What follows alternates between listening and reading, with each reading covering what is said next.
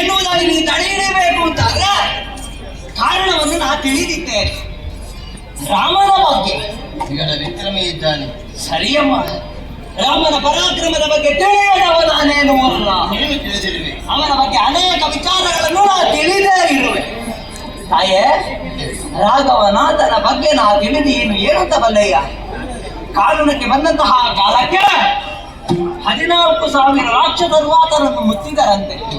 ಆ ಕಾಲಕ್ಕೊಮ್ಮೆಗೆ ಎತ್ತಿದ ಬಿಲ್ಲನ್ನು ಕೆಳಗಿಳಿಸುವುದಕ್ಕೆ ಮುನ್ನವೇ ಅಷ್ಟು ರಾಕ್ಷಸರನ್ನು ಕೊಂದಂತಹ ವಿಕಟ ವಿಕ್ರಮಿ ರಾಮ.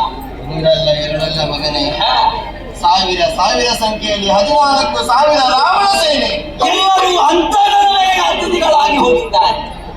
ಹಾಗೆ ಇಷ್ಟೋ ತಿಳಿದು ನಾವು ಹೊರಟದ್ದು ಯಾಕೆ ಬಲ್ಲೆಯ್ಯ? ಯಾಕೆ ಹಠ?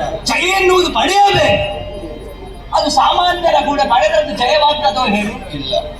ನಾವು ಪಡೆಯುತ್ತಾ ಇದ್ರೆ ನಾವು ಜಯವನ್ನು ಹೊಂದುವುದಾವುದು ಅಂತಾರೆ. ಅದು ಅಸಾಮಾನ್ಯರ ಕೂಡೇ ಆಗಬೇಕು. ನೀನೇ ಹೇಳಿದೆಯಲ್ಲ.